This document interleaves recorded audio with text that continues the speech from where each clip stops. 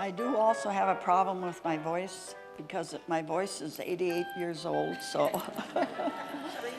And I'm having a little problem with my hearing with water in the tube, so you'll have to bear with me. I know everyone has a story to tell, and this may be an unusual one, but it is one that hasn't been heard before. And this story happened many years ago. It is likely in stark contrast to today's standard of living.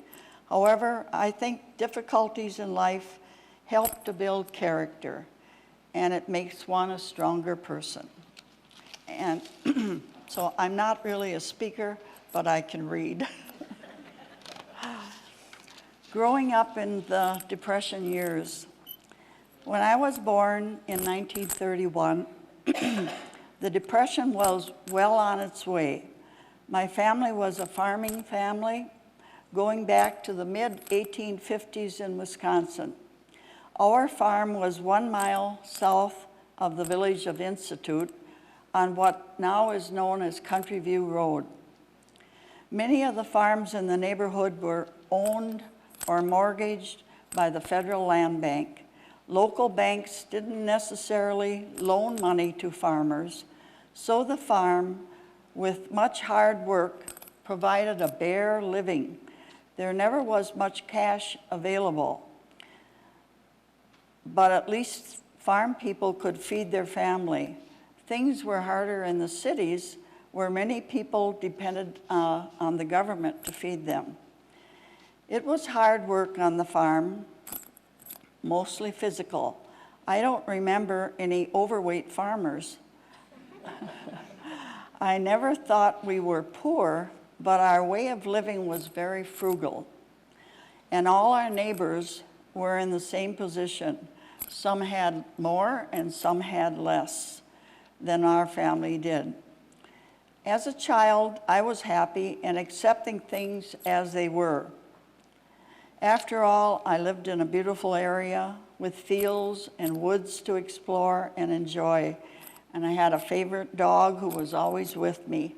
He was a cow dog, and I was a cowgirl.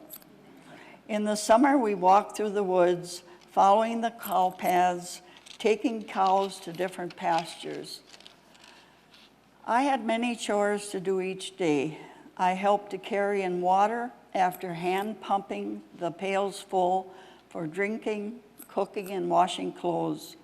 It was my job to carry in wood for the cast iron cook stove and to keep the wood box filled. I helped in the kitchen, setting the table, getting in fresh milk each day as my dad milked cows by hand. I would take the milk pail to the pump and put it in a bucket of cold water to cool it immediately. When I was in 8th grade, age 14, we finally got electricity in the house, and we were able to have running water, as we called it. The first 18 years of my life, we had no bathroom in the house and no phone. It was kind of quiet. I loved the freedom I had during the summer months. I got to roam all over the outdoors, enjoying the sunshine, the clouds, the wind, and the rain. It was very precious. I loved it all, and it has to this day been a part of my soul. Every farm had its own orchards. I had my favorite trees, yellow transparent in the spring, summer apples that had no name, the crab and the snow apples in the fall. I loved climbing trees, and no one ever told me to be careful. That was a lesson one learned quickly. Most of the life's lessons on the farm were learned and not told. Because work on the farm was an important part of life, a strong work ethic was very early established. And because it had to be done, it was an accepted part of life. I never minded the smaller jobs for a younger child. One was taking care of the chickens, the feeding, watering, gathering eggs from the nests, cleaning the nests, the carrying in of the wood, hand pumping water from the well, keeping the stove reservoirs filled, and the cleaning and filling of the kerosene lamps. Used a newspaper for that lamp shade, and you had to be very careful that you didn't break it. School was a pleasure for me. I attended Sevastopol School for 12 years. I saw my teachers as knowledgeable adults, and I wasn't. I looked up to them with respect. They were leaders, and I felt I was there to learn from them. And we had a teacher, Mrs. Miller, in 3rd, 4th, and 5th grade. And before we started the class in the morning, we had a 15-minute session. She would write something on the board like, honesty is the best policy. And then we discussed that for 15 minutes, so we had a good start for the day. And the best part of the school was access to the small library. I read every book I could get my hands on during the school year. I remember reading my favorites over and over, and in 3rd grade, I was recognized for reading 100 books, a star for every one. Though we had no books at home, we did get a newspaper, the Milwaukee Journal. In spite of the fact my dad only attended school until the 3rd day, he loved that newspaper. Excuse me.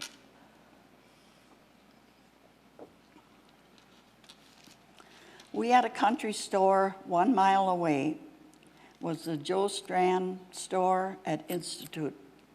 Many times I walked a half a mile of gravel road and a half a mile of the Highway 57 to Institute to get my mother a nickel's worth of yeast to make bread.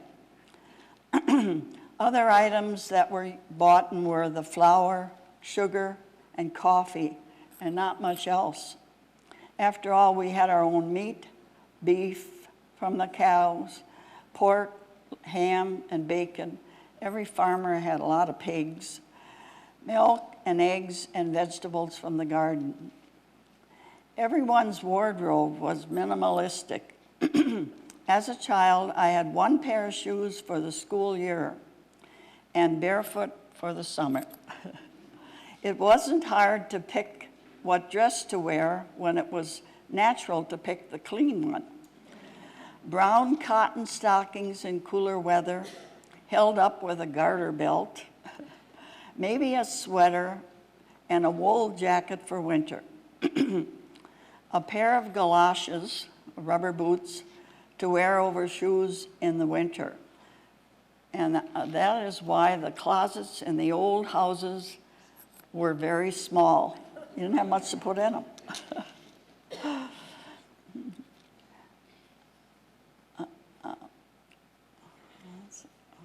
was I? Okay, in the summertime, cotton blouses and a pair of overalls were worn, which was very cool to wear, cool weather-wise. It was a time when no one had health insurance. Doctors would come to your house if really needed. Otherwise, there was Vaseline for cuts and bruises. And I remember one time when I had cancer sores in my mouth, my dad took me to see the doctor, who was Dr. Mulhauser from a long time ago, and he checked me out and he prescribed vitamin B1. And then my dad said, "How much, Doc?" And Dr. Mulhauser said, 50 cents. My dad paid him, and the doctor put it in his pocket. No secretary, no bookwork. How simple. No paperwork. Food was very basic. Breakfast, oatmeal with a hunk of sausage, sometimes pancakes, sometimes eggs and fried potatoes, and of course, bacon. Milk was a beverage for kids. Adults had coffee. Dinner was at noon. Meat was the main item. Beef roast, pork roast, chops, potatoes, always potatoes, boiled and sometimes mashed, gravy, of course, vegetables in season from the garden, Bread was served at every meal, and lots of home churned butter, which I had turned the churn, and then you turned it this way. Have you ever had a slice of fresh bread from the oven with lots of butter and topped with brown sugar? What a treat. There was also soup with homemade noodles. My mother would roll out the dough till it was very thin and then hang them over the back of the chair to dry. She made cakes and pies. At times there wasn't as much, but no one went hungry. On Monday, which was wash day, we always had boiled navy beans with pork hocks served with potatoes and sauerkraut. Of course, German people had a lot of sauerkraut. Supper was an evening meal, whatever was left over from dinner or a hunk of bread and sausage. There was no box food or processed food, no cereal boxes because we really didn't have cereal until the war years, Second World War. Nothing out of a can. We carried our lunch to school. Early days, it was in a syrup pail that had a handle. We made use of what was available. There were days when not much food was available, and that's when homemade bread had lard on it. Lard sandwiches. The lard was bacon grease with bits of brown in it. Have you ever fried bacon and dipped a piece of bread in it? Not bad. And to think I never complained what was in the bucket. When you are really hungry, just about anything tastes good. It would never pass in today's world with today's kids. Town was 7 miles away, and usually we would go once a week. Church was 4 miles away. It was St. John's Lutheran Church at Valmy. And I remember going to Sunday school and learning the Bible stories. As a small child, I would kneel by my bed to say my prayers. The wood floor was a bit hard. Many nights, my mother would tell me stories. Many were from the grim fairy tales, as I found out later. If there were no books, there was always a good memory of storytelling to pass on. Not read me a book, but tell me a story. For Christmas, I would receive a doll once in a while. There weren't many presents. We had a Christmas tree every year until I was 12. That fall, my brother, who was 15 years old, was killed in a farm accident. It was a sorrowful time, especially with my older brother, who was gone to the Second World War. There was no such thing as a birthday party when I was growing up. In fact, I had my first birthday party when I reached the age of 70. I really can't say I ever missed them. However, my aunt in Chicago, who was my baptismal sponsor, would send me $1 each year. I didn't always get to keep it, as one year it went to buy a bag of flour. That way all my family could benefit from it.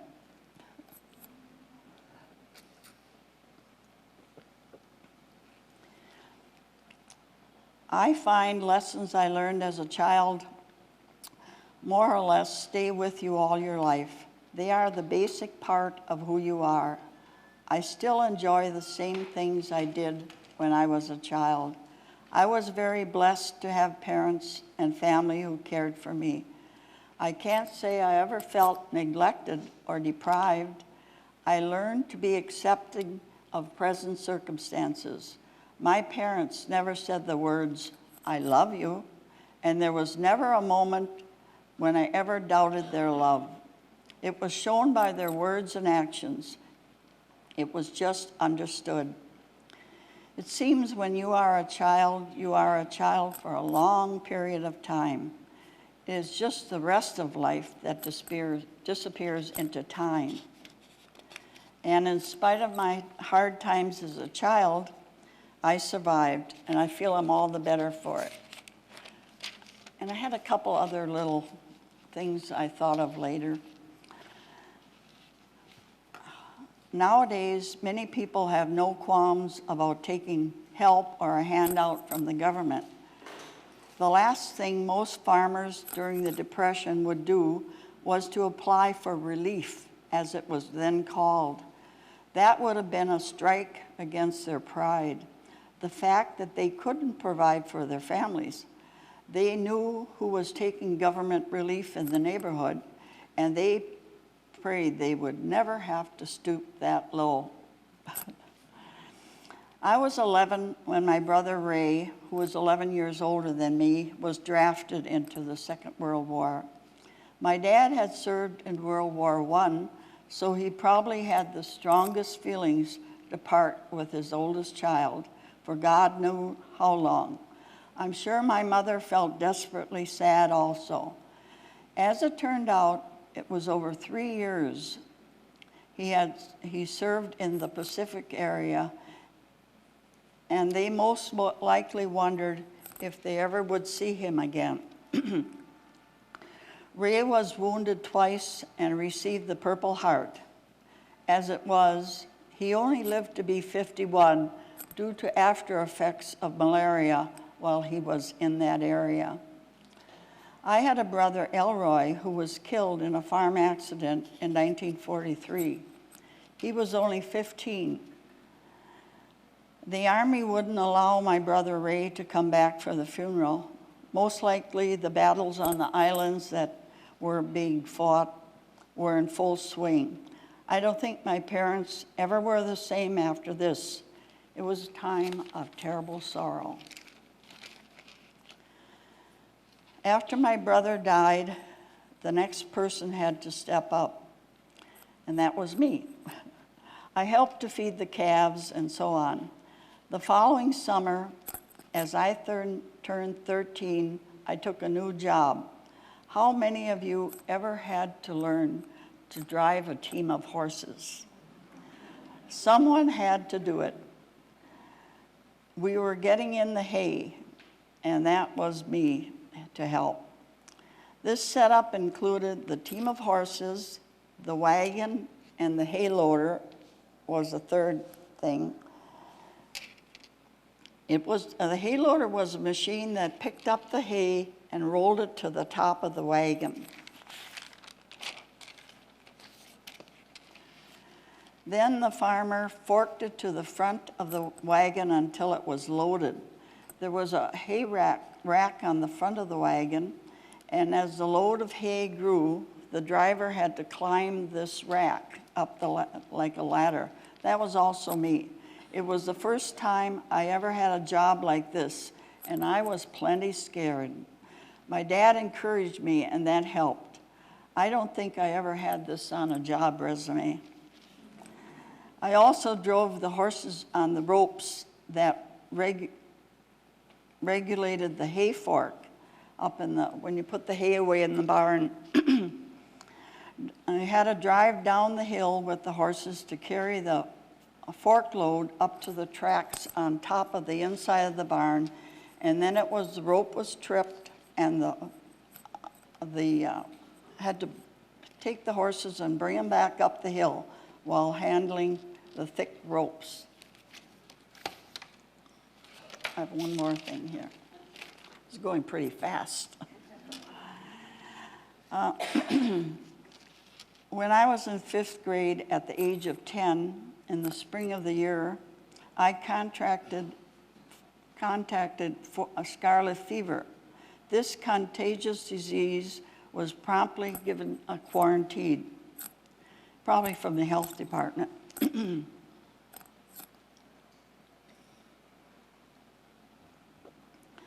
No one could come on our property, and no one could leave. Messages were left in the mailbox as to groceries needed, etc. The hardest part was that my dad could not ship any milk. It all had to be dumped. This lasted for a matter of weeks. I think it was about 5 weeks. That meant no income for over a month. None of my siblings could go to school, and I spent most of the time confined to bed. Time passed very slowly. I had a mild case, so hopefully no after effects were had. It probably could have been very different, but penicillin hadn't been invented, and it was not a pleasant time for my family, I'm sure. Hardships came regularly.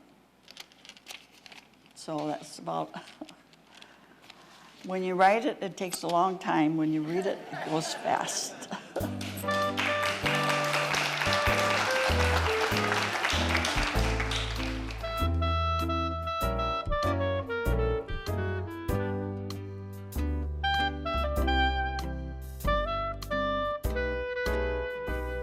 My name is Margaret Gilbert, and this is from an article I wrote in 2003, and the date today is September 19th, 2019.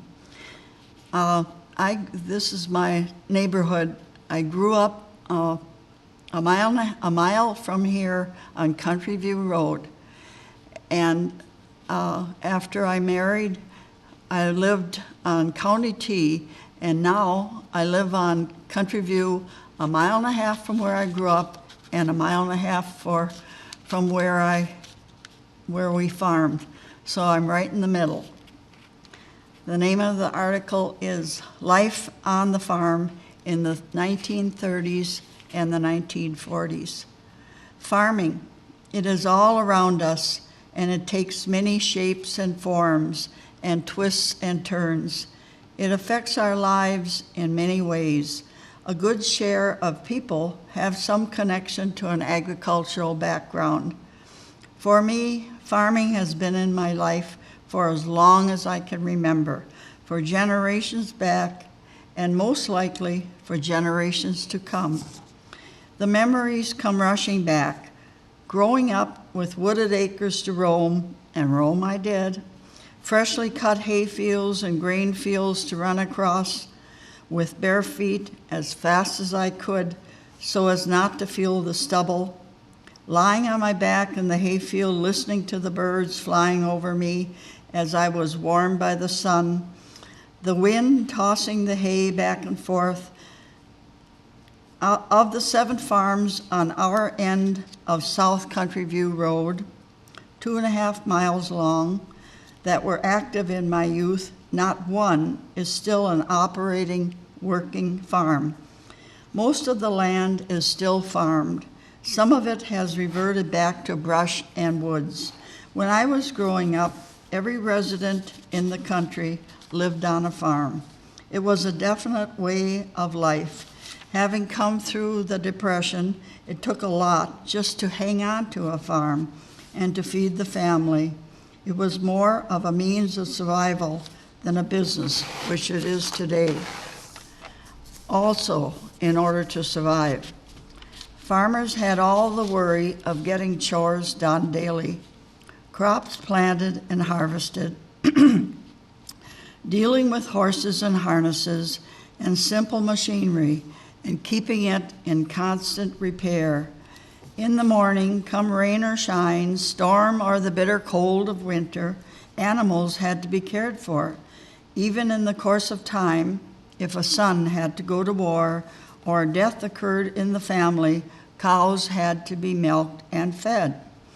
Sometimes a cow would bloat, and the farmer became a veterinarian and stuck a knife in one of her stomachs to release the gas.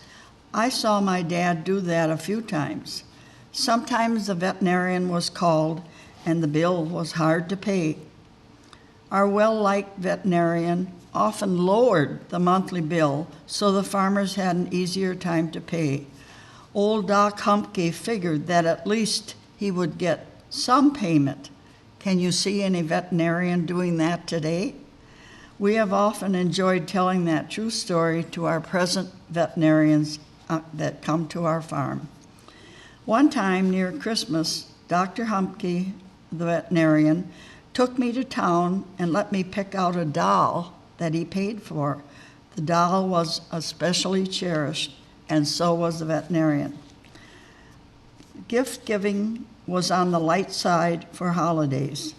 A couple things were all that were expected for Christmas, but the tree was decorated and the church service was an inspiring event. The children had pieces to speak in front of the church. I don't remember my parents getting any presents. We children thought the presents were for us. Summer was endless, or so it seemed. Besides our daily chores, we had time to play. My favorite thing was to roam through and explore the woods. A creek ran through our farm. That was Lily Bay Creek.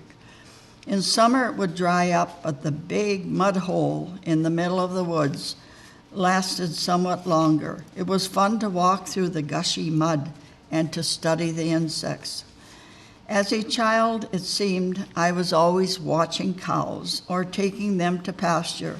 One pasture was down the dry creek bed, through the woods, and up Highway 57, south of Institute.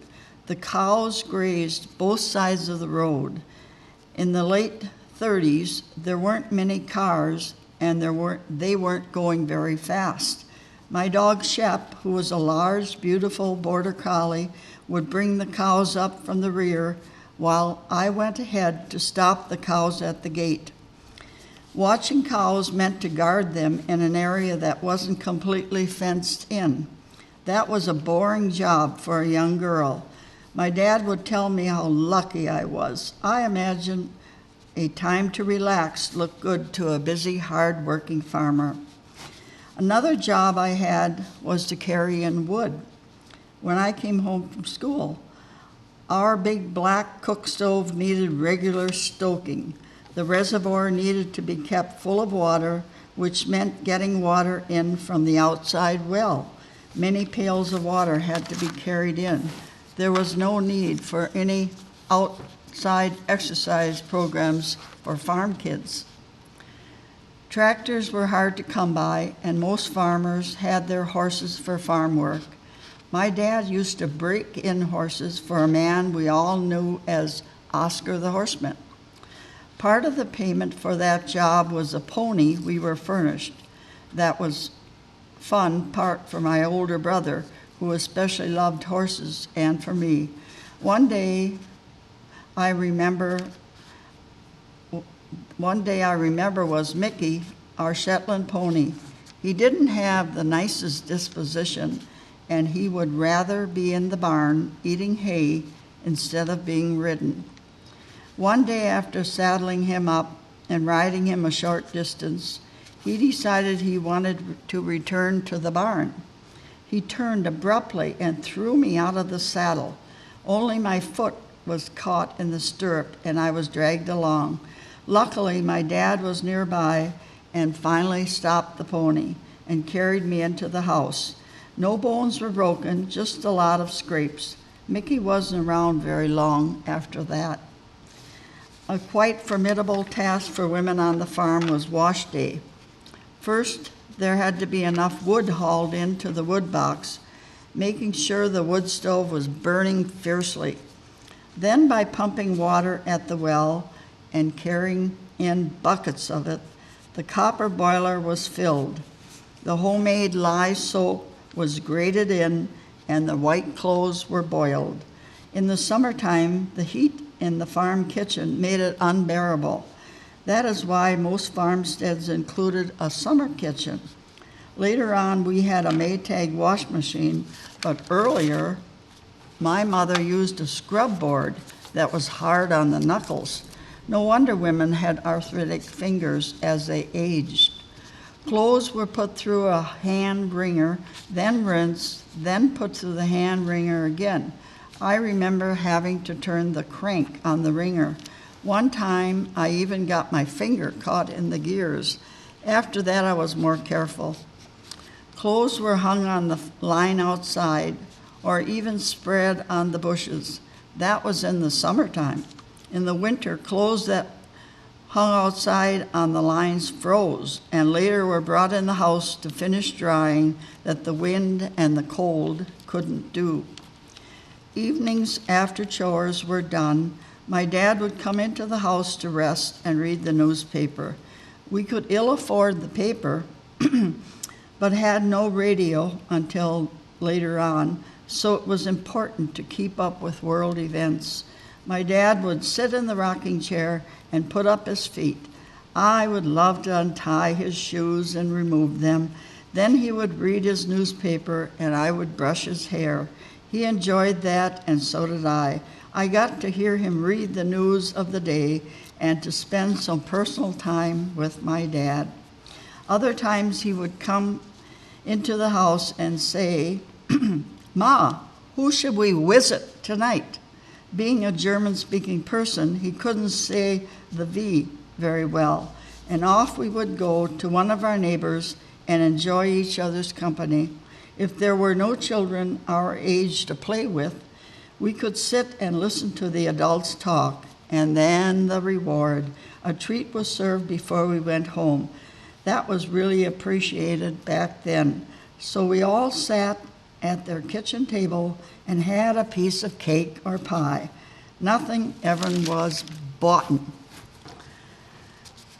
Those are a few of my memories of farm life. Today it is much changed on the farm, of course. Dairy farms are shut down every day across the country. That endearing symbol of Americana is lamented by those of us born and raised on these farms. Instead of the familiar named cows that I help bring home to be milked, the cattle on our dairy farms today are housed in long barns. They enjoy resting on the mattresses in stalls where they are free to come or go. Huge fans at the ends of the barns draw in fresh air, and misters cool the cows in the summer. Cattle are grouped and fed balanced rations. Milk output per cow has been highly increased over the years. My sons and grandsons who operate our farm must use high technology and cutting-edge research. So efficiency is the name of the game these days to survive.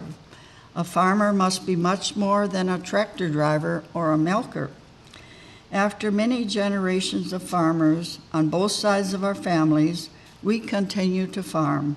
The constant work is balanced by the love of the land, enjoying nature, the turn of the seasons, working with and constantly watching the weather, and the love of farm life. That part never leaves us. It is what we do best and who we are and why we are proud to be called farmers. And that's the end of part one.